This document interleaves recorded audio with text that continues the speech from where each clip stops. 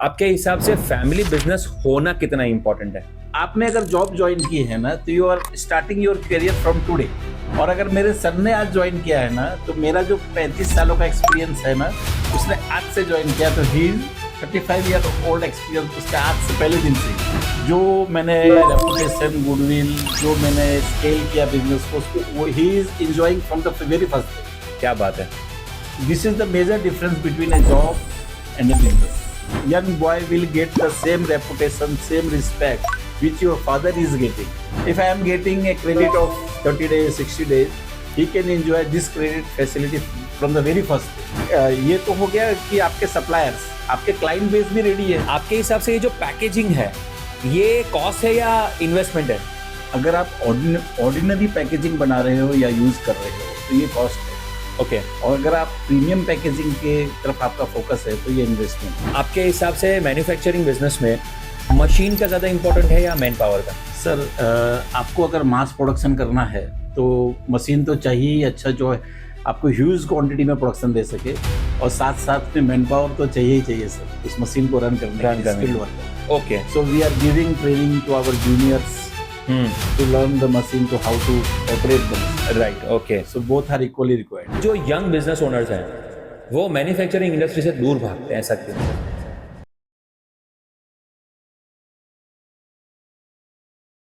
Hello everyone, अगर आप उन लोगों में से हैं जो लाइफ, बिजनेस और सक्सेस के पीछे की रियल क्लैरिटी समझना चाहते हैं तो आप सही जगह पर हैं। माय नेम इज जय और आप देख रहे हैं फाइंडिंग क्लैरिटी। हम रोज कोई ना कोई प्रोडक्ट खरीदते हैं, किसी ब्रांड को एक्सपीरियंस करते हैं, किसी को गिफ्ट देते हैं। ये सबके पीछे पैकेजिंग और बॉक्सेस का कितना इंपॉर्टेंस है इस पे कोई बात नहीं कर रहा। तो आइए पैकेजिंग का मैजिक जानते हैं आज के हमारे गेस्ट नवनीत जी के साथ, जिनका पैकेजिंग इंडस्ट्री का 35 साल का एक्सपीरियंस है और इनके कस्टमर सिर्फ सूरत या गुजरात तक सीमित नहीं है और इंडिया के 20 स्टेट से लेकर 50 सिटीज में इंटरनेशनल प्लेटफॉर्म पर भी इनके 10,000 से ज्यादा कस्टमर बेस है। So let's welcome with a huge round of applause Navneet Kedia ji. Welcome sir. Thank you for inviting me, sir. Okay, thank you sir. तो नवनीत जी, शो स्टार्ट करने से पहले 30 सेकंड में आप क्या करते हैं हमारे ऑडियंस को बताइए। सर मेरा प्रिंटिंग एंड पैकेजिंग का बिजनेस है। हम लोग ऑफसेट प्रिंटिंग प्रेस की फैक्ट्री चलाते हैं। हमारा फोकस एरिया पैकेजिंग बॉक्सेस है। कैसे पैकेजिंग बॉक्सेस ब्रांड को रिप्रेजेंट करे, कैसे उसकी प्रोडक्ट वैल्यू इंक्रीज हो, वो हमारा फोकस है। राइट, क्या बात है। सो आई एम श्योर आज आपको प्रोडक्ट पैकेजिंग के ऊपर बहुत सारी क्लैरिटी मिलने वाली है। नवनीत जी, हमारा ये पूरा शो जो है वो 5 सेगमेंट में डिवाइडेड है और 5 अलग अलग राउंड में मैं आपको कुछ क्वेश्चंस पूछूंगा जिससे हमारे ऑडियंस को बिजनेस, लाइफ और सक्सेस के पीछे की रियल क्लैरिटी पता चलेगी। सो चलिए शुरू करते हैं finding clarity with me Jai. Lights, camera, action.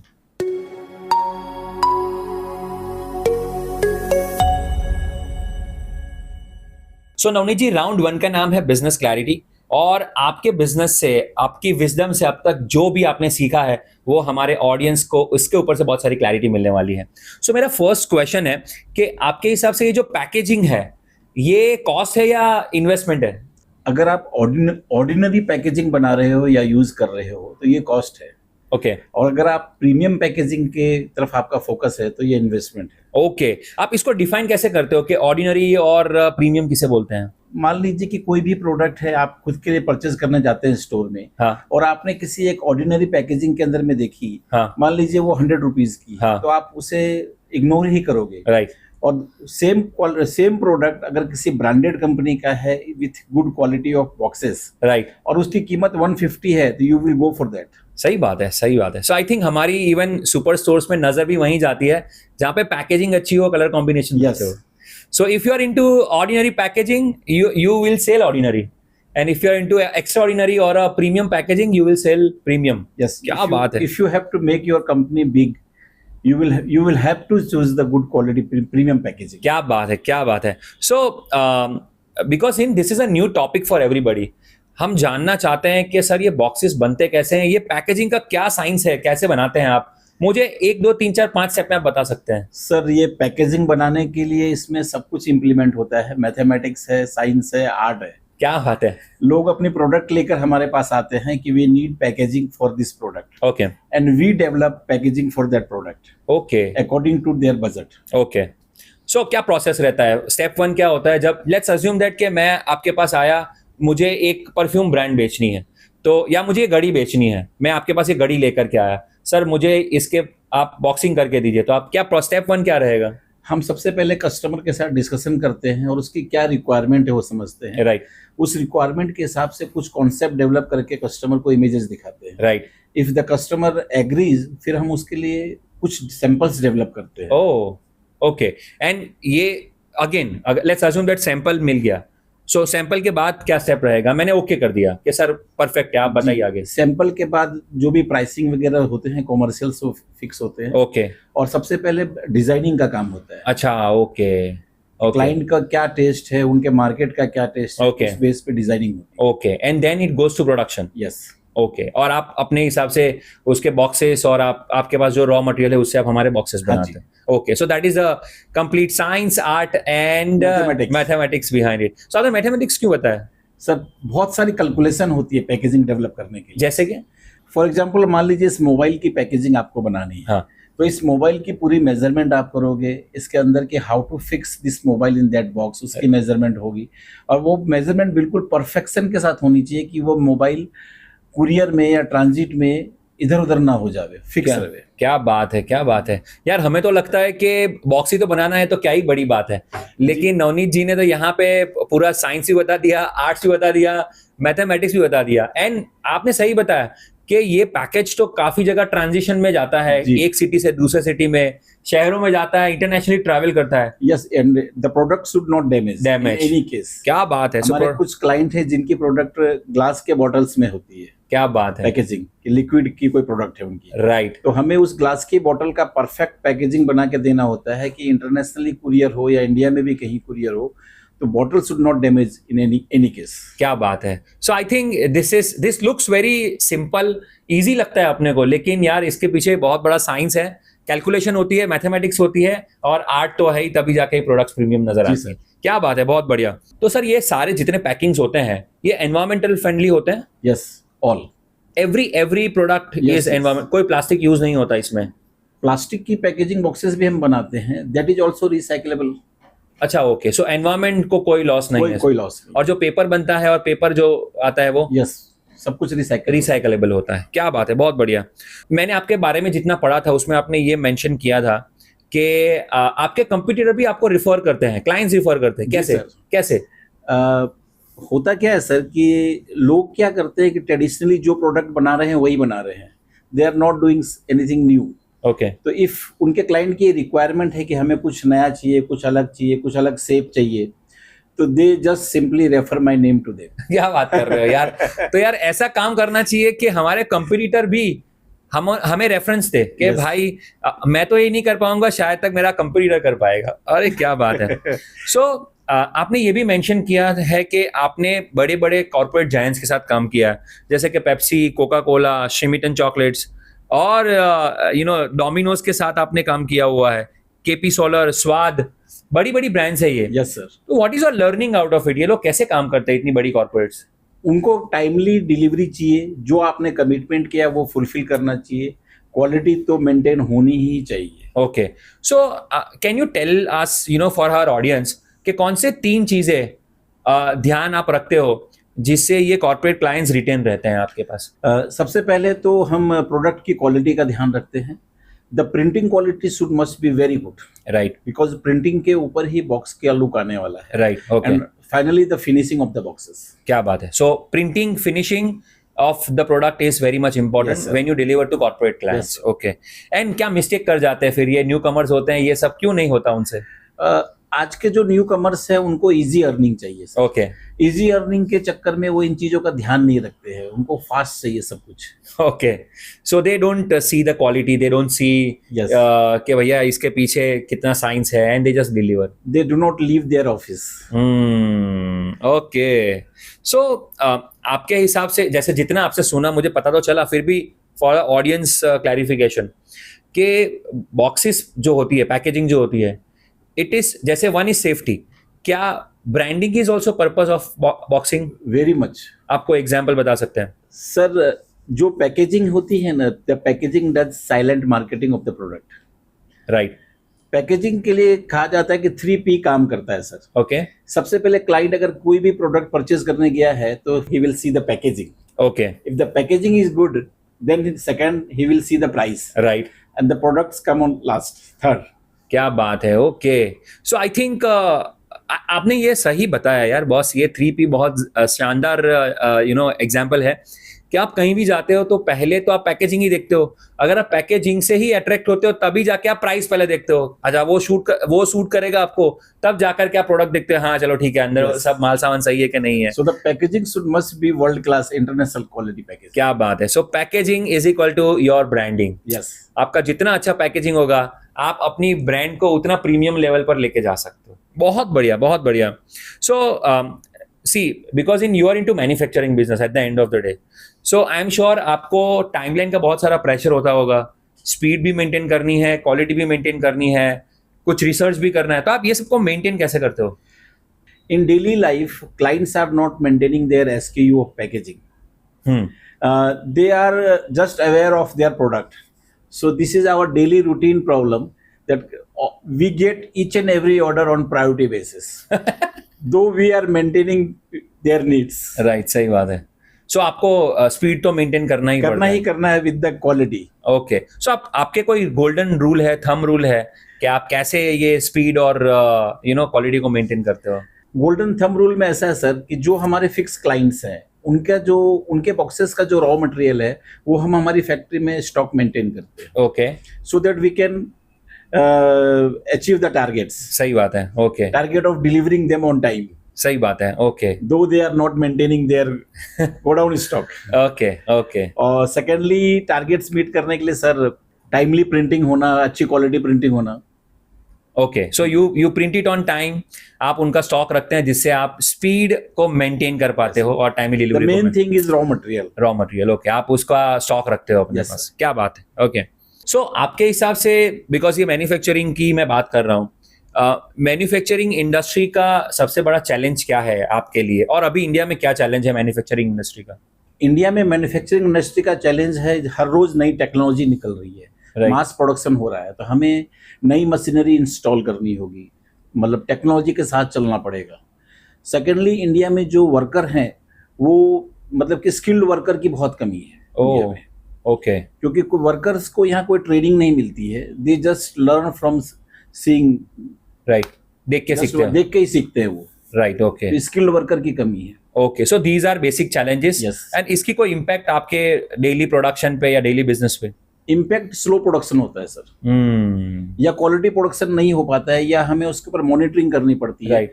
ताकि क्वालिटी मेंटेन रहे. और उस पे आपका टाइम जाता है फिर. जी. और टाइम जाता है तो अगेन आप अपना नया बिजनेस पे फोकस नहीं कर सकते. सो Yes. Everything at the end of the day is compromised. Yes. Okay. Okay. Understood. या हमें ज्यादा आवर्स तक काम करना पड़ता है, लंबा खींचना पड़ता है. ओके. जैसे प्रोडक्शन में एक और ऑप्शन होता है, और आपने भी मेंशन भी किया कि आप स्टॉक मेंटेन करते हो, तो इन्वेंट्री मैनेजमेंट भी आपका बहुत बड़ा की एस्पेक्ट होगा because you are into production. तो आपके कोई उसके गोल्डन रूल्स हैं इन्वेंट्री मैनेजमेंट के जो हमारे ऑडियंस को सीखने चाहिए, जो बिजनेस ओनर्स देख रहे हैं? इन्वेंट्री एक सबसे बड़ा प्रॉब्लम है मैन्युफैक्चरिंग इंडस्ट्री में. जी सर. तो क्या आप उस पर कुछ 2-3 लाइन बता सकते हैं? रॉ मटेरियल का इन्वेंट्री हम सिर्फ उन्हीं क्लाइंट्स का मेंटेन करते हैं जो हमारे रेगुलर क्लाइंट्स हैं 365 डेज के. ओके. जैसे आइसक्रीम बिजनेस वाले हमारे क्लाइंट हैं, हाँ. वो हमारे 365 डेज के क्लाइंट हैं. राइट. तो उनके लिए एनी टाइम उनकी हर साइज के बॉक्सेस का इन्वेंट्री हमारे पास होता है. ओके. जो फिनिश प्रोडक्ट की इन्वेंट्री है, हमारा एक थंब रूल है कि कोई भी प्रोडक्ट जो फाइनल हुआ वो विद इन 24 आवर डिस्पैच हो जाना चाहिए. Okay. Okay. More than 24 hour वो हमारे प्रीमाइसेस में नहीं रहना चाहिए. ओके. ओके. सो जो बहुत अच्छी लर्निंग ये पर्टिकुलर क्वेश्चन से आई है, जो मुझे पर्सनली सीखने को मिली मैन्युफैक्चरिंग इंडस्ट्री, कि अगर कोई कस्टमर आपका रेगुलर कस्टमर है जो आपसे 365 डेज काम ले रहा है, उनके ही प्रोडक्ट या उन्हीं के प्रोडक्ट की आप इन्वेंट्री रखिए, उन्हीं के रॉ मटेरियल की आप इन्वेंट्री रखिए. जो हियर एंड देयर वाले हैं, जो आपको सीजनल बिजनेस देते हैं, उस इन्वेंट्री में पैसा इन्वेस्ट नहीं करना चाहिए. That is what you mean to say. क्या बात है, बहुत बढ़िया. Sir again manufacturing related question, कि आपके हिसाब से मैन्युफैक्चरिंग बिजनेस में मशीन का ज्यादा इंपॉर्टेंट है या मैन पावर का? सर आपको अगर मास प्रोडक्शन करना है तो मशीन तो चाहिए, अच्छा जो है आपको ह्यूज क्वांटिटी में प्रोडक्शन दे सके, और साथ साथ में मैन पावर तो चाहिए ही चाहिए सर उस मशीन को रन करने के लिए, skilled worker. Okay. So we are giving training to our juniors to learn the machine, to how to operate the machine. Right. Okay. So both are equally required. Both are equally required. And how about आपने mass production की बात करी, अगर कोई mid range का production वाला है जो रेगुलर प्रोडक्शन है, रेगुलर एमएसएमई सेगमेंट में है, तो उसके लिए क्या इंपॉर्टेंस है? उसके लिए तो लेबर ही मेन है उसके लिए. Okay okay, man power is more important. Okay, so मैंने ये भी देखा हुआ है कि जो यंग बिजनेस ओनर्स हैं वो मैन्युफैक्चरिंग इंडस्ट्री से दूर भागते हैं, ऐसा क्यों? जो यंग बिजनेसमैन हैं, जो यंग बच्चे हैं, दे आर स्क्रीनेजर्स सर. ओके. उनको उनसे मेहनत नहीं होती है, उनको मार्केटिंग में नहीं जाना है, धूप में नहीं घूमना है, ओके, फील्ड वर्क नहीं करना है, उनको एसी में रह के काम करना है. Okay, that's why they are not into manufacturing. Okay, I think so. So और आई मीन मैन्युफैक्चरिंग में मशीन के साथ भी तो काम करना है, तो वो भी वजह है कोई? मशीन के साथ साथ बहुत सारे चैलेंजेस आते हैं कि आप मशीन आपकी बहुत कितनी भी अच्छी है, बट आपको उसको मशीन को समझना होगा. जैसे हम लोग, हमारी टर्म्स में एक लैंग्वेज है कि मशीन मेरे हाथ पे नहीं आई अभी तक. ओके. कि मैं ये मशीन मेरे हिसाब से रन करे वैसी अभी तक नहीं. ओके. तो आपको टाइम देना होगा मैन्युफैक्चरिंग में. उसके बाद फिर आप ऑफिस में एसी में बैठ करके रन कर सकते हो. जो आज के यंग एंटरप्रेन्योर्स के पास कम है वैसा. हाँ, वो पेशेंस नहीं है. पेशेंस नहीं है, उनको इमीडिएट अर्निंग चाहिए, इमीडिएट उनको अरबपति बनना है, करोड़पति बनना है. ओके, सो मशीन हाथ पे नहीं बैठे तब तक पेशेंस रखना चाहिए. हाँ. ओके, जो पेशेंस यंग जनरेशन के पास. एक बार आपने मशीन को समझ लिया, फिर तो मशीन आप कहीं पर भी आप घूमो, इंडिया में बाहर हो, मशीन आपकी चलती रहेगी. So all the young entrepreneurs, ये प्लीज ये जो स्टेटमेंट है ध्यान में रखिए कि manufacturing business is a huge business. अगर मशीन आपके हाथ में है, सही मैन पावर है, आपके पास स्किल है, तो definitely you can do wonders in manufacturing. One more I would like to add कि ट्रेडिंग और मैन्युफैक्चरिंग में फर्क क्या है. ट्रेडिंग में आप 100 रुपए की चीज खरीद कर 105, 110, 120 की सेल करते हो. अगर आप मैन्युफैक्चरिंग करते हो तो आपको ऐसी प्रोडक्ट मिलेगी जो आप 100 की 200 में या 300 में बेचोगे. सही बात है. You will rule the market. क्या बात है, क्या बात है. So I think that's the magic of manufacturing business कि आप जीरो से प्रोडक्शन कर रहे हो, आपके पास कॉस्ट हाथ में है, तो आपको पता है कि ये मेरे को कितने पड़ रही है और मैं कितने बेच सकता हूँ. yes. क्या बात है, क्या बात है. सो यस, यंग एंटरप्रेन्योर्स, ये मैसेज है आपके लिए कि मैन्युफैक्चरिंग बिजनेस में अपॉर्चुनिटी है, उसको ग्रैब करिए. जस्ट आपको सही लर्निंग लेनी है और नवनीत जी जैसे एंटरप्रेन्योर्स के पास थोड़ी स्किल्स और लर्निंग सीखनी है. या क्या बात है. सो आपके हिसाब से हर बिजनेस को स्केल करना जरूरी है क्या? स्केल तो करना ही पड़ेगा सर, नहीं तो क्या होगा? नहीं तो आप तालाब के मेंढक बन जाएंगे. ओके, कोई ना कोई कभी भी आपको टेक ओवर कर देगा. ओके, समुंदर में कूदना ही पड़ेगा, करना पड़ेगा. Okay, because in your son is also into your business, I want to ask you कि आपके हिसाब से फैमिली बिजनेस होना कितना इंपॉर्टेंट है? फैमिली बिजनेस का सबसे बड़ा बेनिफिट मैं सबको बताना चाहूंगा सर, कि आपने अगर जॉब ज्वाइन की है ना, तो you are starting your career from today. Okay. और अगर मेरे सन ने आज ज्वाइन किया है ना, तो मेरा जो 35 सालों का एक्सपीरियंस है ना, उसने आज से ज्वाइन किया, तो he is 35 year old experience उसका आज से पहले दिन से ही है. क्या बात है. जो मैंने रेपुटेशन, गुडविल, जो मैंने स्केल किया बिजनेस को, उसको ही is enjoying from the very first day. क्या बात है. This is the major difference between a job and a business. क्या बात है यार, ये बहुत अच्छा पहलू है यार. I know the pain of, मैंने 10 साल कॉर्पोरेट जॉब करी है, जीरो से स्टार्ट किया अपना एंटरप्रेन्योरशिप जर्नी. तो आज मतलब वो एंटरप्रेन्योरशिप जर्नी को भी आज 20-22 साल हो रहे हैं, तो मुझे पता है कि कितना पेन हो रहा है मुझे. 12 साल की जर्नी मैंने कैसे निकाली हुई है. और वो 12 साल की जर्नी की जो आपकी लेगेसी है ना, वो आपका सन एंजॉय नहीं करेगा. कैसे? क्योंकि उसे अपना खुद का स्टार्ट करना है. Okay, right, understand. आप कहीं किसी बड़ी कॉर्पोरेट एमएनसी कंपनी में प्रेसिडेंट हो गए, एमडी भी हो गए, तो आपके सन को उसका बेनिफिट नहीं मिलेगा. सही बात है. ओके, सो फैमिली बिजनेस के अपने एडवांटेजेस हैं, जैसे नवनीत जी ने बताया कि you should actually join your family business because आप जीरो से कभी स्टार्ट नहीं करते. You have a legacy and experience of your forefathers. इन्होंने अपना मेहनत करके, अपनी पूरी जिंदगी लगा के आप वो बिजनेस खड़ा किया है. आपको उस बिजनेस को सिर्फ स्केल करना है, तो जाइए और अपना फैमिली बिजनेस ज्वाइन करिए. The young boy will get the same reputation, same respect which your father is getting from the very first day. क्या बात है. If I am getting a credit of 30 days, 60 days, he can enjoy this credit facility from the very first day. क्या बात है यार, क्या बात है. अगर आप यंग एंटरप्रेन्योर हैं, आपको ये 30-40 दिन 50 दिन की क्रेडिट क्या, 1 लाख रुपया मार्केट से उधार लेके दिखा दो, आप उधार पे माल लेके दिखा दो तो कहाँ 1 मिलेगा? लाख तो छोड़, 10,000 का कोई नहीं देगा, कोई उधार नहीं देगा। सही बात है। तो ये लेगेसी आपको तभी मिलती है जब आप फैमिली बिजनेस ज्वाइन जो आपके फादर फोरफादर ने क्रिएट की। क्या बात है यार, ये फैमिली बिजनेस का सबसे बेस्ट डिस्कशन था अब तक का। और ये तो हो गया कि आपके सप्लायर्स, आपके क्लाइंट बेस भी रेडी है। रेडी है, हाँ, आपको नया मार्केट नहीं बनाना है कभी भी। व्हाट एन अमेजिंग थॉट यार। मार्केट नहीं बनाना है, बाहर घूमना नहीं है, आपके एग्जिस्टिंग जो मार्केट है, आपका जो एग्जिस्टिंग कस्टमर बेस है, उसी में से तो आपको नया बिजनेस क्रिएट करना है। आपको जाके आपके फादर फोरफादर आपको मिलवाएंगे वही कस्टमर से कि आज से ये हमारे बिजनेस को ज्वाइन कर रहे और हैं। बिजनेस के सारे नो हाउ आपको मिल जाएगी, मिल जाएंगे आपको कुछ उसको नो हाउ के लिए रिसर्च नहीं करना पड़ेगा। Everything is just ready to go, ready to move on. आपको बस वो लगन और वो आपको परसिस्टेंसी दिखानी है कि मैं कुछ कर लूं। Just have to get in. क्या बात है। आई थिंक फैमिली बिजनेस के ऊपर the best discussion so far on the show. क्या बात है। Okay, to end up this round 1, I want to ask last question to you that ऐसी कौन सी फिलोसॉफी है जो आपके लिए नॉन निगोशिएबल है, आप हमेशा जीवन भर उसको फॉलो करते थे, करते हो और करते रहोगे? From the very first day we follow. मेरे फादर ने बोला था कि बेटा हमेशा बिजनेस एथिक्स के साथ में करना, कभी भी अपने सप्लायर को या अपने क्लाइंट को कभी भी चीट नहीं करना। ये हमारे सिंस वेरी फर्स्ट डे मेरे एथिक्स है, मेरी फिलॉसफी है। और हमेशा R&D के करते रहना, अपने बिजनेस के बारे में हमेशा नई प्रोडक्ट डेवलप करते रहना। क्या बात है। सो वेरी फर्स्ट डे हर रोज हमारे ऑफिस में R&D चलता रहता है, कुछ ना कुछ, क्योंकि नए नए क्लाइंट आते हैं, वो अपने प्रोडक्ट लेके आते हैं, right, and we have to develop packaging for them, right, that is the part of R&D। क्या बात। I think it is exciting as well के वेरी एक्साइटिंग, अपने को भी कुछ नया सीखने को मिलेगा। हम भी कुछ नया क्रिएट हर रोज हम लोग इंस्टाग्राम वगैरह पे या सोशल मीडिया पे अदर कंट्रीज के जो पैकेजिंग मैन्युफैक्चरर है उनके रील्स देखते हैं, उनके वीडियोस देखते हैं, और वैसे प्रोडक्ट बनाने के लिए हम हमारी R&D कर रहे हैं, जबकि उस प्रोडक्ट की कोई रिक्वायरमेंट नहीं है हमारे पास। हो कि we will show this product to our client. क्या बात है, क्या बात। So I would say it is R&D basically, research and development तो आप कर ही रहे हैं, but I would say it's a life long learning कि आप भी सोशल मीडिया पे, इंस्टाग्राम पे कुछ सीख रहे हैं और अपने आने वाले कस्टमर्स के लिए रेडी हो रहे हैं। हाँ, क्या बात है, मतलब प्रोएक्टिवली रेडी है। क्या बात है।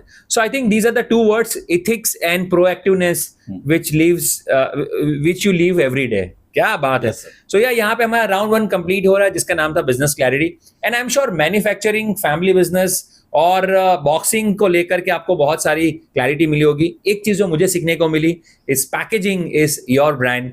आप उसको प्रीमियम बना सकते हैं या उसको आप नॉर्मल देसी भी रख सकते हैं। तो चलिए राउंड 2 की तरफ बढ़ते हैं जिसका नाम है इमोजी से क्लैरिटी। तो नवनीत जी, मैं कुछ आपको क्वेश्चंस पूछूंगा और आपको आंसर्स मुझे इमोजी में देने हैं, ठीक है ना? आपको जो ठीक लग रहा है कि मेरे क्वेश्चन के ऊपर कौन सा इमोजी सूट करता है, ठीक है? So here we go. तो मेरा पहला क्वेश्चन है कि बिजनेस का एडवांस प्लानिंग करना चाहिए कि नहीं करना चाहिए? ओके, थम्स अप, करना चाहिए, सबको करना चाहिए। अपने पैकेजिंग प्रोडक्ट्स की इन्वेंट्री रखनी चाहिए? ओके, चाहिए। कितना तक रखनी चाहिए? क्लाइंट की मंथली जो रिक्वायरमेंट है उसका 30% तक आप इन्वेंट्री रख सकते हो। ओ भाई, सब साइंस वाइंस भी सिखा रहे हैं अब, और ये आपको ध्यान रखना है। मैन्युफैक्चरिंग, अगर आप मैन्युफैक्चरिंग इंडस्ट्री में है तो this is an important episode definitely. Okay, so price के ऊपर कंपटीशन में उतरना चाहिए बिजनेस ओनर को? नहीं उतरना चाहिए। विथ एन एंगर बता रहे हैं कि भाई नहीं उतरना चाहिए। ओके, रिसर्च एंड डेवलपमेंट में इन्वेस्टमेंट करना चाहिए? बिल्कुल करना चाहिए, डेफिनेटली करना चाहिए। Okay, in terms of money, in terms of time, both money and time. Okay, so manufacturing में ऑटोमेशन लानी चाहिए एंटरप्रेन्योर्स को? बिल्कुल लानी चाहिए। उसके बिना अगर आप ऑटोमेशन नहीं लाओगे, रिसर्च डेवलपमेंट नहीं करोगे, तो in a few years you will be out of market. सही बात है। ओके, सो अगर आपको बहुत अच्छा लग रहा है तो वो हार्ट यूज कर सकते हैं, ठीक है? ओके, सो एम्प्लॉय ट्रेनिंग करनी चाहिए? बिल्कुल करनी चाहिए। Okay, you love to do training करेंगे बिकॉज जो एम्प्लॉय है जो वही आपके मैन पावर है, राइट। फैक्ट्री उनको ही चलानी है, राइट।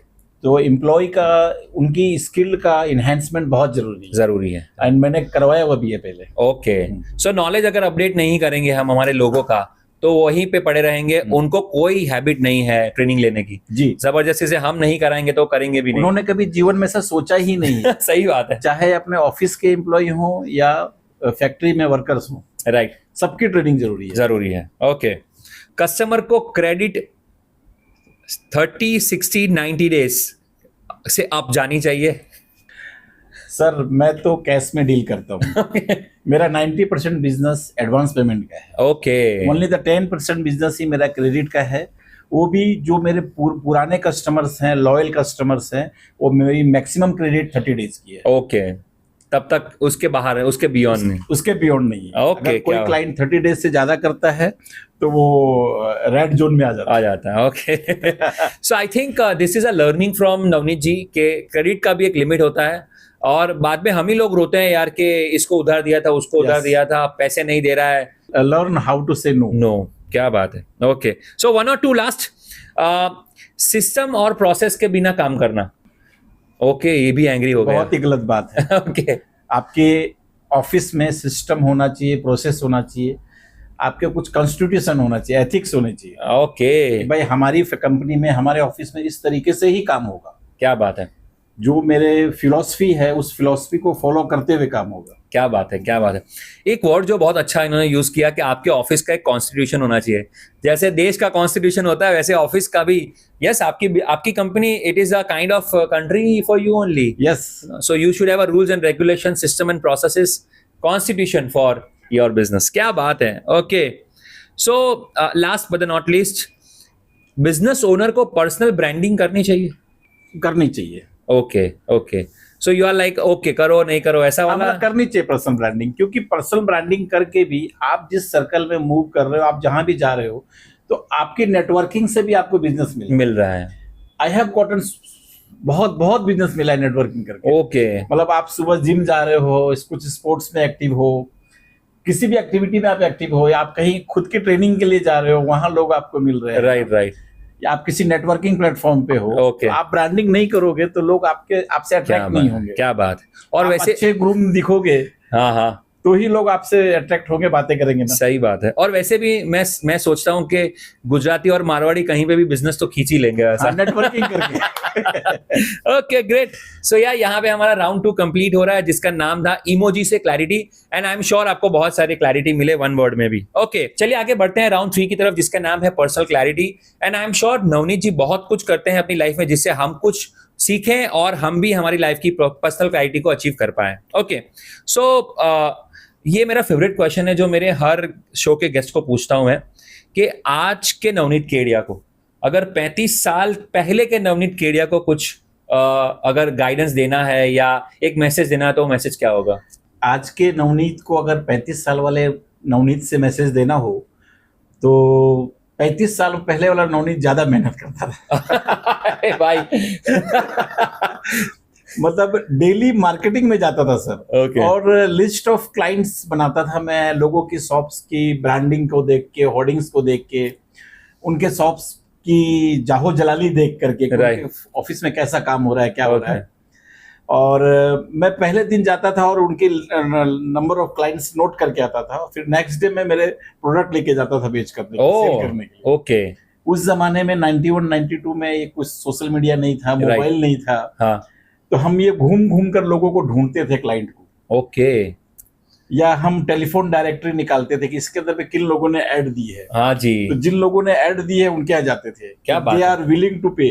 सही बात है, सही बात है। ओके, सो मैसेज पुराने को नए से नहीं है, और मेहनत करो, और मेहनत करो। ओके, ओके, सो आज के नवनीत को कुछ सीखना पड़ेगा वैसा। Okay, so I am sure because आपका जर्नी बहुत लंबा रहा हुआ है, तो आपने बहुत कुछ स्ट्रेसफुल सिचुएशंस देखी होगी अपने बिजनेस में, अपने लाइफ में। तो कोई आप फॉर्मूला बता सकता है हमारे ऑडियंस को कि लाइक मैंने ये 2-3 चीजें फॉलो करके हमेशा मैं कूल रहा हूँ? मैं कभी भी ऐसा स्ट्रेसफुल सिचुएशन आता है तो खुद का माइंड जो है वो बैलेंस रखता हूँ। मतलब कैसी भी कोई भी परिस्थिति आ जाए, मैं घबराता नहीं हूँ। ओह, कुछ भी हो जाए, प्रत्युत्पन्नमति। ओह, कि जैसे आप अभी बैठे हो और कोई ऊपर से कोबरा गिर गया, तो आप क्या करोगे? भागेंगे? हाँ, वही प्रत्युत्पन्नमति, what you will do. Oh, okay, ठीक है, तो इन एवरी डिफिकल्ट सिचुएशन में थॉटफुली काम करता हूँ, कभी भी घबराता नहीं हूँ। ओके, और लोग बोलते हैं कि उसको क्या कोमा में चला गया, ये हो गया, पेशेंस हो गया, तो तो कभी ऐसा मेरे साथ नहीं होता, चाहे कितनी भी डिफिकल्ट सिचुएशन हो, कुछ भी हो, बिजनेस में हो, फैमिली में हो, फाइनेंशियल हो, पेशेंस रखते हैं और उसको थॉटफुली दूर करते हैं। क्या बात है, क्या बात है। I think this is what we all have to learn from Navneet ji. बहुत अच्छा पॉइंट बताया। That one is you have build up this entire journey, है ना। और अगर आपने ही बनाया है तो कोई भी सिचुएशन को फेस करने में क्या दिक्कत, कोई दिक्कत नहीं है। आप फेस करो। ये साम्राज्य आपने बनाया, ये बिजनेस आपने बनाया है, तो क्या ही हो जाएगा। तो face what you have to face. कोई भी ऐसी प्रॉब्लम नहीं है जिसका सॉल्यूशन नहीं है। क्या बात है। मतलब मैं अर्ली डेज में 91-92 में बात करूं, मेरा कॉर्पोरेट गिफ्टिंग का बिजनेस था। हाँ। मैं बड़े बड़े बैंक्स में जाता था ऑर्डर लेने के लिए। वो एक 17 साल 18 साल के नवनीत को मिलते भी नहीं थे, अपॉइंटमेंट भी नहीं देते थे। 10 बार गया, नहीं मिलते थे। मैंने कहीं से मेहनत करके एक बड़ी बैंक का वो जो ऑफिसर था उसके घर का एड्रेस निकाला। ओह। उसके घर पे देखने सुबह गया कि सर क्या बात है, आप मुझे काम नहीं देते हो। फिर काम दिया उसने, ईच एंड एवरी ईयर काम दिया। क्या बात है। और उसी बैंक ने मुझे जब पेमेंट दिया था, ये वो 1 साल, हाँ। तो उन्होंने कुछ मुझे पैसे ज्यादा पेमेंट कर दिया था। ओहो। तो मैंने उनको रिटर्न किया कि सर आपका पेमेंट ज्यादा आ गया है। क्या बात ही है। Became very happy. एंड उस साल के बाद से उनके जो भी कॉर्पोरेट गिफ्टिंग होते थे वो मैं ही सप्लाई करता था। क्या बात है। सो जो आपने बताया था राउंड 1 में एथिक्स, वो बात यहाँ फॉलो पे किया हमने। क्या बात है यार, बहुत बढ़िया। सो यार this is what you have to do in your life. Just face what you have to face, be bold. कुछ टेंशन नहीं लेने की जरूरत है, कोई प्रेशर लेने की जरूरत नहीं है। Everything have a solution. Coca Cola में मार्केटिंग मैनेजर थे। उनके पास बहुत दफा गए, कभी टाइम नहीं देवे, कभी नहीं मिले। और कोको कोला का जो एडवर्टीजमेंट का बजट है वो बहुत बड़ा है। हाँ। करोड़ में है, कभी टाइम नहीं देवे वो। तो उन्होंने एक बार मेरे को बोला कल सुबह 8 बजे आ सकते हो। मैं कहा आ जाएंगे सर। तो उस जमाने में जब हमारे पास कार नहीं होती थी, हम सुबह 5 बजे उठ करके ऑफिस गए, सारे सैंपल्स कलेक्ट किए और 7:30 बजे उनके ऑफिस पहुंच गए। क्या बात है। मॉर्निंग में। क्या बात है। यहाँ पार्ले पॉइंट पे उनके ऑफिस हुआ करती थी। Okay and then you got the order. Yes. क्या बात है। ओके। उनके साथ फिर करोड़ों रुपए का बिजनेस हुआ। क्या बात है, बहुत बढ़िया। So I think this is what we have to learn. New age entrepreneurs को ये सीखना चाहिए कि एथिक्स से आप काम करोगे, हार्ड वर्क करोगे तो सक्सेस तो आपके पीछे भागने ही वाली है। बहुत बढ़िया। ओके। सो आप इतने सालों से बिजनेस कर रहे हैं, तो कौन सी 2-3 चीजें आपको मोटिवेट करती है एवरीडे ऑफिस जाने के लिए? नया बिग क्लाइंट ढूंढना। ओके। कैश रिच क्लाइंट ढूंढना। ओके। और अपने प्रोडक्ट को अच्छे से प्रीमियम क्वालिटी, प्रीमियम प्रोडक्ट की तरह बेचना। क्या बात है। So these are the things जो आपको सुबह मोटिवेट करती है। अमेजिंग। मेरे टारगेट्स होते हैं ऑफिस जा रहा हूं तो कि आज इस क्लाइंट को लॉक करना है। ओके।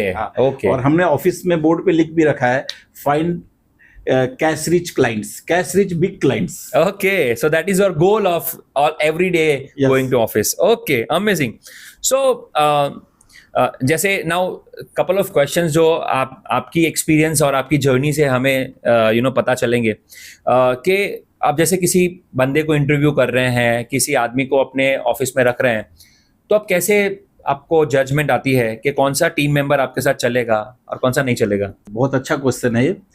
इतने सालों का जो एक्सपीरियंस है सर, तो हम किसी बंदे के साथ बैठे हैं तो ड्यूरिंग द डिस्कशन उनके बिहेवियर से, उनके रिप्लाईज से, उनके आंसर से पता चल जाता है सर। अच्छा। तो आपसे आप कौन से 2-3 क्वेश्चन पूछते हैं जिससे पता चलता है? जैसे एक क्वेश्चन होता है कि अगर वो कहीं कोई पुरानी कंपनी को छोड़ के आ रहा है, why he is leaving the company. Okay. तो उसके जो रीजंस होते हैं वो बता देते हैं कि तकलीफ इस बंदे में है या उस कंपनी में है। क्या बात है। ओके। सो वहां अगर अपने बॉस को वो डीच कर रहा है तो वहां तो वो तकलीफ थी, ये तकलीफ थी, तो आपने को समझ जाना है भैया अपने यहाँ भी तकलीफ आने वाली। उसके रिप्लाईज में शॉर्टकट्स हैं तो समझ में आ जाता है कि वो सिर्फ शॉर्टकट्स मारने में रहता है। Okay. Okay. I think interview के भी ऊपर बहुत सारे हम लोगों को हैक रख सकते हैं। क्या बात है, हैक मिल गया हमें। Okay. So now let us talk about some personal things that you do the most. आप अपने फैमिली और अपने बिजनेस में कैसे बैलेंस रखते हैं? सुबह के जो 3 से 4 घंटे वो फैमिली के साथ होते हैं, फैमिली एंड फ्रेंड्स के साथ। ओके। फ्रेंड्स जो स्कूल में थे वो हम लोग आज भी डेली सुबह साथ में रहते हैं। क्या बात है। और रात को घर आने के बाद 2 घंटे बच्चों के साथ, वाइफ के साथ, और डेली रात को घूमने जाना है, राउंड मारने। क्या बात है यार, ये होना चाहिए right schedule for all the entrepreneurs. Okay. So now I want to ask you couple of questions जो यू नो और पर्सनल है ना. सो आज हर कोई पेरेंट अपने बच्चों को सक्सेसफुल बनाना चाहता है, तो बहुत ही बचपन से कौन से हैबिट्स बच्चों को डेवलप करनी चाहिए? बच्चों के अंदर में सबसे पहले तो हेल्थ कॉन्शियस होने का हैबिट डेवलप करना चाहिए, और वो बच्चा ऑनेस्टली रिप्लाई करना चाहिए. He should must be honest. Okay. वो बचपन से उसके अंदर में ये हैबिट डाली है तो वो आगे जाके भी होगा ना. कि एक कहावत है कि charity begins at home. Home, right. ठीक है, तो बच्चों के अंदर में ऑनेस्टी होनी चाहिए, एथिक्स होने चाहिए. ओके. तो ये कैसे सिखाया जा सकता है बच्चों में? बच्चे तो पेरेंट्स को ही फॉलो करते हैं. ओके. आप उनके सामने एथिकली रहोगे, अच्छी बातें करोगे, अच्छे से रहोगे, वो आपको देख के सीखने वाला है. Okay. Okay. So we have to be truthful. Yes, हमें सच बोलना है घर पे. हमें सच बोलना है और नाइस जेंटलमैन बन के रहना है, तो बच्चा तो आपको देख के फॉलो करेगा. राइट. सो आप जैसे बिहेव करोगे वैसे आपका बच्चा बाहर बच्चा बिहेव करेगा. क्या बात है, बहुत बढ़िया. So I have also heard that you know there is a big part जो आपका यू नो वेडिंग्स में यूज होता है. तो डेस्टिनेशन वेडिंग्स में, ये मैं स्पेसिफिक क्वेश्चन पूछ रहा हूँ वेडिंग इंडस्ट्री के लिए, तो आप वेडिंग इंडस्ट्री के लिए कौन कौन से प्रोडक्ट्स बनाते हैं, आप हमारे ऑडियंस को जी बताएं. सर, वेडिंग इंडस्ट्री के लिए भी हम लोग काफी सारे प्रोडक्ट्स बनाते हैं. सबसे पहले स्टार्टिंग करें तो वेडिंग कार्ड से. अगर किसी को प्रीमियम वेडिंग कार्ड्स बनाने हो तो वो हम बना कर दे सकते Right. हैं. इसके अलावा वेडिंग में गिफ्टिंग चलती है. हाँ. तो गिफ्टिंग के लिए बॉक्सेस चलते हैं. ओके. बॉक्सेस की रेंज चाहे जिसका जो भी बजट हो, हाँ. कम से लेके ज्यादा तक, हर तरह के गिफ्टिंग बॉक्सेस हम बना के दे सकते हैं. यप. उन बॉक्सेस को ले जाने के लिए पेपर बैग्स बना के दे सकते हैं. ओके. आजकल वेडिंग के समय में या उस समय भी चेयर्स पे, सोफा पे बहुत सारी कुछ बुक्स रखी होती है. हाँ. 7 फेरों की बुक्स रखी हुई है. हाँ. उनकी मीनिंग रखी हुई है. ऐसे हाँ. बहुत सारी स्टेशनरी होती है. राइट. तो ऐसी बहुत सारे प्रोडक्ट्स है जो वेडिंग के लिए भी हम बना सकते हैं. Okay. And we have done already. आपने किया हुआ Yes, already. yes. क्या बात है. सो या अगर आप वेडिंग इंडस्ट्री में हैं तो भी आप नवनीत जी को कांटेक्ट कर सकते हैं, and you can have a look at his office and you can buy a lot of things for your wedding. क्या बात है. To close this round 3, I want to ask this final question जो मैं मेरे हर guest को पूछता हूँ. आपकी लाइफ का ऐसा कोई मोमेंट है जब आपको ऐसा फील हुआ कि बॉस मुझे लाइफ में क्लैरिटी मिल गई? सर, लाइफ में क्लैरिटी तो मुझे 16 साल की उम्र में मिल गई. ओके. कि कमाना पड़ेगा. हाँ. ओके. हाँ. ओके. तब से मैं बिजनेस में लग गया था. Okay. So that is what the clarity you had in your Yes. Life. Okay. So या अगर आपको भी कहीं स्पार्क आ रहा है कि भाई ये मोमेंट है हाँ. जहां मुझे ऐसा लग रहा है कि बॉस अब मुझे कमाना पड़ेगा, कुछ करना पड़ेगा, that is the clarity moment for you. Okay. If you have to go on the top, you will have to work. Okay. And you have to start early as well. Yes. Okay. But I want a precise, not precise answer, a detailed answer. कोई आप 4-5 line में बताइए कि कोई ऐसा moment आया, कोई ऐसा अनुभव हुआ आपके साथ जिससे आपने डिसाइड किया कि बॉस मेरी लाइफ में क्लैरिटी मिल गई. हाँ, कुछ बैड एक्सपीरियंसेस हुए थे यंग एज में जिसकी वजह से एक क्लैरिटी हो गई थी. ओके. कि भाई we will have to earn. Okay. उस समय तो सर सर्वाइवल के लिए था. सही बात है. हाँ. फिर बाद में जैसे जैसे सक्सेस मिलती चली गई, हम अपने बिजनेस में ग्रो करते चले गए, नई चीजों को इम्प्लीमेंट करते चले गए. हाँ. नए मार्केटिंग आइडियाज, नए सेल्स के आइडियाज.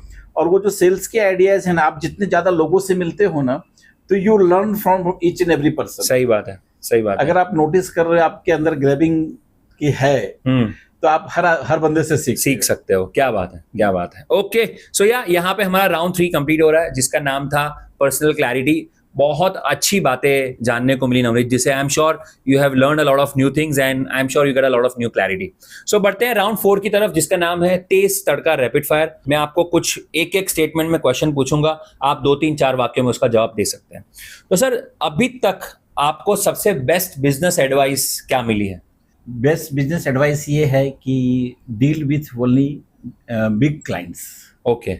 मतलब आपका turnover eight the end of ड डे क्या हो रहा है. आप शाम को कितने रुपये का, कितने रुपीस का बिलिंग करके जा रहे हैं. राइट. आपको जो मार्जिन है वो तो बिलिंग के ऊपर ही है. हाँ. तो do the maximum billing. Okay. So बड़े क्लाइंट को पकड़िए. वैसा बड़े क्लाइंट को पकड़िए. ओके. या आप कुछ बोल रहे थे? हाँ, मैं ये कह रहा था कि फाइंड ए स्पेशल प्रोडक्ट जिसपे ज्यादा मार्जिन हो. ओके. ओके. ये एडवाइस भी किसी ने दी थी. ओके भाई साहब, ये मुझे भी बेस्ट एडवाइस मिली है आज की डेट की कि आप बड़े क्लाइंट्स को पकड़िए. आप रात में जब आप घर जाते हो तो बिलिंग कितने रुपए का हुआ ये मैटर करता है, और बड़े क्लाइंट्स को सर्व करेंगे तो definitely you will grow faster than ever. क्या बात है, बहुत बढ़िया एडवाइस. सर, 3 बुक्स जो आपने पढ़ी हो और जिसने आपकी लाइफ बदली हो. You can win. Okay. Rich dad poor dad and the alchemist. Okay, I think उसमें से 2 बुक तो मेरी भी फेवरेट है और जिसने मेरी भी लाइफ बदली हुई है। सो अगर आपको चॉइस करना पड़े तो आप प्रॉफिट को चॉइस करोगे या रेपुटेशन को? रेपुटेशन। ओके, मुझे ऐसा लगा कि आप दोनों बोलोगे। Reputation first. Okay okay okay, so what do you prefer as a business owner, risk या safety? Risk with the safety. Okay, so you mean to say calculative risk? Yes, calculative risk. Okay, so बिना risk no gain without pain. Okay, risk तो उठाना ही पड़ेगा। वो एक famous dialogue है ना, risk है तो इश्क है। रिस्क है तो इसके। ओके, तो सर ये बताइए कि कोई ऐसी हैबिट जो हर एंटरप्रेन्योर्स को डेवलप करनी चाहिए? रिसर्च एंड डेवलपमेंट, रेगुलर करना चाहिए। इन्वेस्टमेंट इन टेक्नोलॉजी। ओके, ये रेगुलर करना चाहिए। रेगुलर करना चाहिए। और ऐसी कोई हैबिट जो हर एंटरप्रेन्योर को आज ही छोड़ देनी चाहिए? प्रोकास्टिनेशन। ओके, छोड़ो भाई, भागो और लेजीनेस छोड़ो। कामों को टालो मत, चीजों को टालो मत। ओके, जो काम बोरिंग लगता है उसी में सक्सेस होती है ना? हाँ, जो काम आपको डिफिकल्ट दे रहा है, तकलीफ दे रहा है, उसको पहले करके खत्म करो। कर दो। ओके, क्या बात है यार। सो कोई ऐसा व्यक्ति जो आपको हमेशा इंस्पायर करता हो? हाँ, मेरे कुछ फ्रेंड्स हैं, जैसे मेरे कुछ बिजनेस, हमारी इंडस्ट्री में 1-2 दोस्त हैं। ओके, या हमारे फ्रेंड सर्कल में एक दोस्त है। Okay. कुछ दोस्त हैं जो इंस्पायर करते हैं। क्या बात है। उनके the way they think, the way they work. Amazing. So Navneet ji, ये राउंड क्लोज करने के लिए मैं आपको लास्ट क्वेश्चन पूछ रहा हूँ कि अगर आप बिजनेस नहीं कर रहे हो तो आप क्या करते? अगर मैं बिजनेस नहीं कर रहा तो शायद मैं इंडियन क्रिकेट टीम में होता। अरे कैसे?